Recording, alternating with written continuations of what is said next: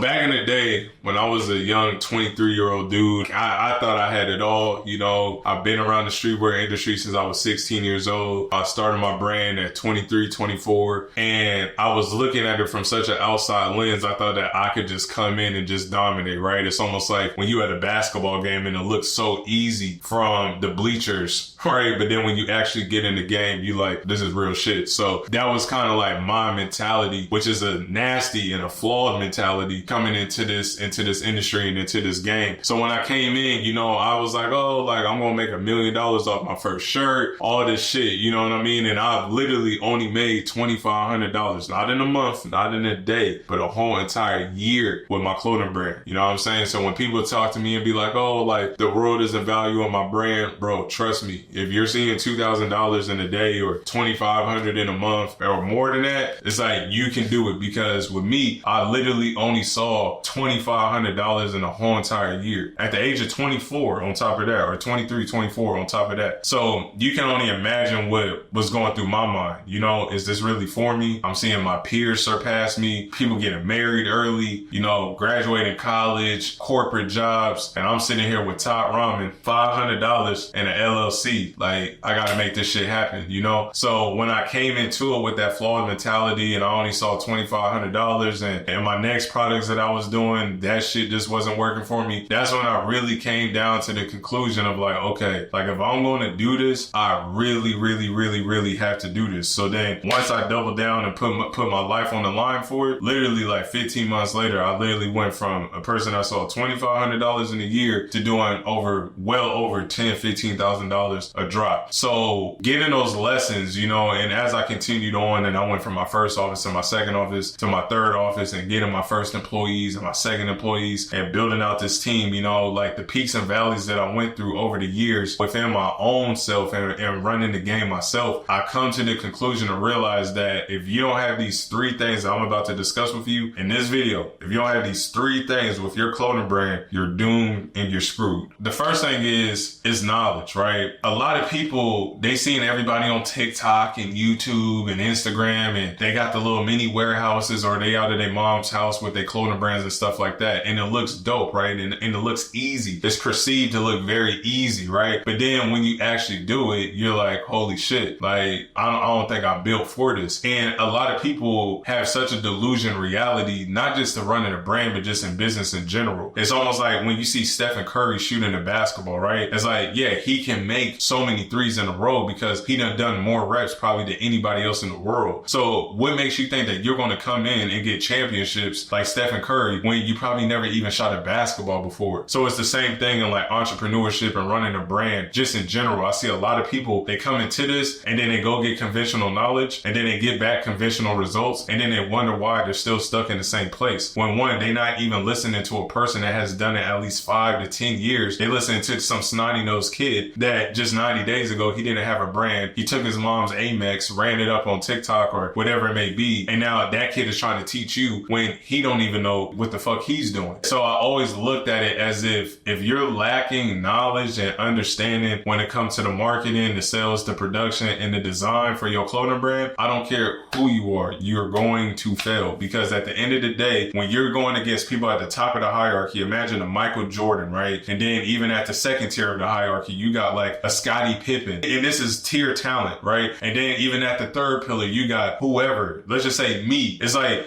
if all three of us got more knowledge and understanding on this business and this infrastructure than you, what makes you think you're going to come in and win? Now, granted, you can come in and hit for 10 or 15,000 or 20,000. Yeah, that's cute. But the whole thing is, can you last? Can you do $20,000 for 20 months straight? Can you go from 0 to 100 and then do $100,000 for 3 years straight? Many people can't. They go from 0 to 100 and then they wonder why their brand died off. And you don't want to be a firecracker that you spark in the air and then when it trickles down, it's like there's a dopamine to hit it back up, but it didn't hit like the first time. I'd rather be a person that just starts building this Noah's Ark over time, and I'm warning people that the ship is coming. And then I built such a beautiful, sophisticated ship that now when it starts pouring down raining, everybody else is screwed that I warned, and then I'm off just coasting and I don't gotta worry about life and death. And a lot of people that run a brand, that's what it is for them. They're not like the Noah's Ark. They're like a firecracker. So why would you listen to that person, right, for knowledge and understanding when and they don't know what they're doing. So that's exactly why I made a free Discord group in the link below. You don't got to sign up to it, but obviously it's my 8 years of experience that I help people in there, and it's 100% for free. But back to the video. So when it comes to the first thing that you will be screwed on is knowledge, right? About doing this the right way. Because if you start off building your foundation on sand, you see what happened when you was a kid, right? When you built sand castles, it's going to crumble as soon as the water comes. We want to build this thing the right way, a brick by brick foundation. So then when water comes, that shit is ricocheting right off of it. So that leads me to the second thing. Let's just say now you got all the knowledge in the world, right? And you like, oh, well, I'm knowledgeable about running a brand. So now the second thing is resources. And a lot of people will be like, oh, well, I got Alibaba manufacturers and this, that, and the third. Yeah, that's cool. But that's only one small fragment of the whole entire infrastructure. What about a production manager? What about a designer? What about an ads manager? What about a media buyer? What about a UGC content creator? What about a person that's handling your day-to-day operation? What about shippers and packers? What about mini warehouse operations? It goes so far and so deep, and it's like a lot of people, they're coming into this, they're trying to be the Michael Jordan, how he was on Space Jam. Now, at the beginning of Space Jam, if we all remember the classic Space Jam, but Michael Jordan was trying to play against all of the players, right? All of those big monsters, and he kept getting his ass whooped. So then he realized, and he came to this conclusion that I need to go get the Looney Tunes. And then that's when he had the Toon Squad. But then he came back and put himself in a position with a team to have the highest possibility chance to win. I laugh when a lot of people are like wearing all of the caps and then they wonder why they're going nowhere. And then they got mediocre knowledge with mediocre resources, and then they wonder why they're getting nowhere. Now, it goes almost back to the Stephen Curry thing that I was saying. If you want players like a Stephen Curry, a Klay Thompson, a Michael Jordan, or a LeBron James on your team, it's just like, one, you got to have a strong enough vision to have somebody come join the underdog. Two, you kind of got to have some type of motion and a community or something going on with your brand to have somebody want to join over and join forces with you. And then three, you as the brand owner, you need to know all of your strengths and weaknesses so you know exactly what to delegate on. Because if we broke down marketing, sales, production, and design, I can almost bet my life on it that you suck out of 3 of those 4 things. Everybody does. So why would you try to learn them, wasting years on figuring out how to do it when you can just save yourself a lot of time on figuring out who can do it? But a lot of people don't even think from that framework. So a lot of people, they waste all these years trying to figure out how to do emails and SMS and media buying and this and that. And it's all just a lot of jargon. I'm a big believer that as a brand owner, the only thing that matters for you is marketing and innovation, because everything else is just a fucking expense. So if you know that, and then it's like, if you're doing all of these micro tasks, you're wasting time. And that's why a lot of people out there in the marketplace are just running laps around you. For a perfect example, if I'm a content creator like I am now, and which is kind of weird because I never wanted to call myself that, but since I am now, right, the only thing I need to worry about is just producing content, looking dead straight at this camera and putting out the best content and the best value from my actual fucking experience, not something that I read from a book or anything. This is 8 years of real experience. So if that's all I have to do, why would I worry about how do I edit the videos? Why should I be looking up what platforms to post on and this, that, and the third? Like, I need to go find 18 people to get behind the vision that I'm trying to do with this Prince Machiavelli thing and help out 100,000 brand owners around the world, right? And now they hyped up to get behind something, somebody that's actually an authority within his niche, somebody that actually has longevity, right? And then now that has attracted 18 players, and with all my resources, right? And me being around e-com and everything for so long, all I've done is on a hierarchical level is find quality resources. So now it's not hard for me to go find the best of the best editors. It's not hard for me to go find the best of the best YouTube managers and all this other stuff. So now all I got to do is just make the content. I don't need to worry about keyword and SEO and all this other stuff if I already have the best people set in position to do all of that stuff for me. So it's the same thing you running a clothing brand. It's like, is your brand even good enough to even have 18 players want to join it? You got to start asking yourself that. And if it's not, it's like, why don't you just double down on the thing that you're great at doing within your brand? That could be the creativity, that could be the innovation, that could be the content, you know, that could be the overall brand identity. I don't know what it is, but whatever it is, why don't we just double down on that, make it so fucking good to where somebody externally can see that and be like, I want to get with them on that. It's almost like Noah's Ark, right? It's like he had a few people and they was looking at what he was doing, and majority didn't listen, but a few did. And the few that did, they survived when everybody else died. You know what I'm saying? So that's how I kind of look at everything when it comes to the resources. If you try to do everything on your own and then you going out here and then you're hiring people and firing people, you're literally wasting an extra 2 to 5 years. And you have to put all of this in perspective. perspective, it took Michael Jordan 8 to 9 years to win the championship. So ponder on that. If you're coming into this and you're trying to win right away and you don't have no knowledge and you don't have no resources, you win for a rude fucking awakening. So like I said, rather than you wasting all of these years on figuring out how to do every single position, how to play every single position, why don't we just look at the position that you're best already at doing, your God-given unfair advantage, you double down on that and everything else gets delegated, and then you got a team that's helping you push the vision forward. Now, like I said, if you guys need help as far as like finding resources and things like that, I have a free Discord group. It's in the link below. I have all type of designers in there, all type of production managers, manufacturers, the whole shebang that can help you out with your brand. But now this leads me to my last but not least thing, number 3, which is capital, right? Now, a lot of people come into a brand to make money, which is cool. But I tell people all the time, this shit is no different than selling French fries down the street. It's no different than a kid selling lemonade on the corner, right? This is an inventory business. The more units you have that's gone out in sales, right? That's more taxes, that's more employees, that's more operational costs, that's more packing and shipping, that's more printer labels, that's more everything, right? Not only that, you're keeping that bottom line, but then another half of that bottom line is also going back into the business. So a lot of people, they're trying to escape their rat race reality by making a brand and thinking that a brand is going to save them. Always got to remember that when you're pushing out a commodity like a t-shirt and like a garment, the average human being is seeing 200 advertisements a day. So why in the fuck should anybody stop to like your brand, to trust your brand that they don't even know about, when they can go look at Supreme or they can go look at Palace or any one of these other hype beast ads that are popping up on their phone? Why should somebody stop for your shit? So it comes down to a game of capital. You need to come into this with your foundation in your life already in order before you try to run a brand. Now, I'm going to tell you a quick little story about me. When I came into this with no money at all. Literally, no money at all. I only had $500 to my name. I put that into a whole bunch of t-shirts. I spent another $100 on the LLC, and I started out the trunk of my car. That was my foundation. Now, that is doable, and I'm not against anybody that started from the trunk, and it's a dope story to tell. But at the same time, I could have saved so much time in years. I could have got half of my years back if I would have just took a deep breather, looked at the reality of my situation as a man, realized that it's not in order. First thing I would have did was go get my credit right. Once I go get my credit right, then I go get the LLC. Let that LLC warm up for like 18 months, right? Then what I was going to do was go get the LLC funded